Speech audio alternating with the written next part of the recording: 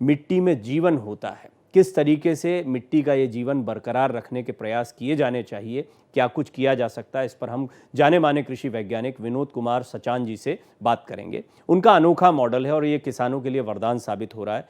नौकरी छोड़कर दूर दराज गाँव में प्राकृतिक खेती की तरफ इनके कदम बढ़ रहे हैं। इनके मॉडल को अपनाकर किसान न सिर्फ कर्ज मुक्त हो रहे हैं, बल्कि इनकी धरती भी केमिकल फ्री हो रही है। ये सबसे बड़ी ज़रूरत है आज के समय की। सिर्फ एक छोटी सी कोशिश, एक छोटी सी पहल ने देश के हज़ारों किसानों को खुशहाल बना दिया। वो न सिर्फ किसानों को ये बताने में जुटे हैं कि कैसे प्राकृतिक खेती निरोगी जीवन का आधार है, बल्कि उन्हें संजीवनी खाद बनाने, उसका प्रयोग करने के टिप्स भी दे रहे हैं। कृषि वैज्ञानिक विनोद कुमार सचान हमारे साथ अगले आधे घंटे तक बने रहेंगे। कृषि एक्सप्रेस में उनसे बातचीत करेंगे, लेकिन उससे पहले एक छोटी सी रिपोर्ट देखिए उनके काम पर।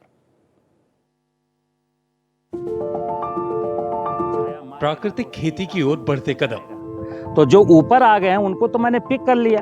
80% किसानों को मिलेगा लाभ। देश में कृषि को बढ़ावा देने के नाम पर काफी समय से इस्तेमाल हो रहे केमिकल से धरती अब अपनी उर्वरा शक्ति खोने लगी है।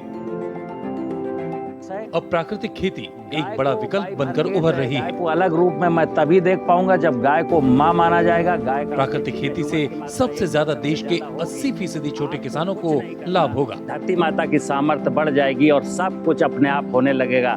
प्राकृतिक खेती में लागत कम होती है और मुनाफा भी ज्यादा होता है। किसानों को कर्ज से मुक्ति मिले, किसानों का सिर्फ मुनाफा हो और धरती केमिकल फ्री हो, इसका बीड़ा उठाया है विनोद कुमार सचान ने। मैं गांव में पैदा हुआ तो इसलिए मुझे खेती में बहुत रुचि, चूंकि गांव में पिताजी के साथ खेती किया। फिर मैं सौभाग्य से एग्रीकल्चर में पढ़ा, स्नातक हो गया। फिर मेरी एग्रीकल्चर में जॉब लग गई, तो एग्रीकल्चर में तो रुचि मुझे इस है। रही बात प्राकृतिक खेती या जैविक खेती में काम करने की, शोध करने की, तो वो जो किसान आज फंसा हुआ है केमिकल फर्टिलाइजर और पेस्टिसाइड के चक्कर में, जिसके कारण उसकी कमर टूट गई है और बहुत मेहनत करने के बाद, बहुत ज़्यादा पैदा करने के बाद भी उसके हाथ कुछ लगता नहीं, कर्ज में डूबा है। तो मेरे मन में एक ही ख्याल आया कि किसान को कर्ज से कैसे मुक्ति दिलाई जाए।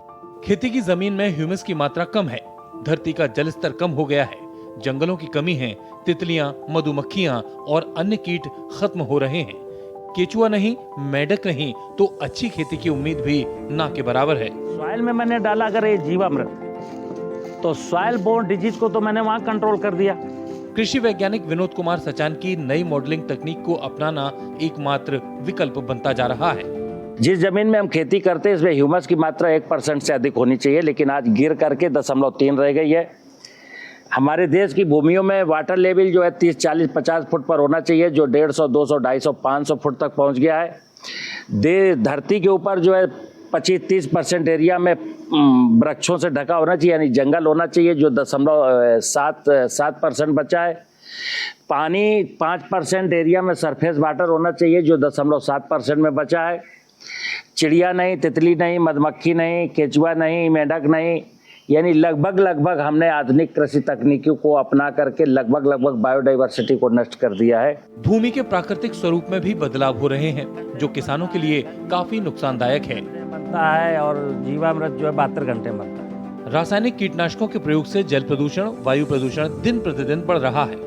बायोडाइवर्सिटी को, धरती माता की कोख को उर्वर बनाने की दिशा में आगे नहीं बढ़ेंगे तब तक हम यूं ही फंसे रहेंगे और बीमार बने रहेंगे। मैं एक ही प्रयास करता हूं कि किसान भाई इस सच्चाई को समझें। कृषि वैज्ञानिक विनोद कुमार सचान के अनोखे मॉडल को अपनाकर किसान अपनी जमीन और धरती माता की कोख को उर्वरक बना रहे हैं। प्राकृतिक खेती का मतलब है कि आप जाग जाएं। Bureau report, Bharat express.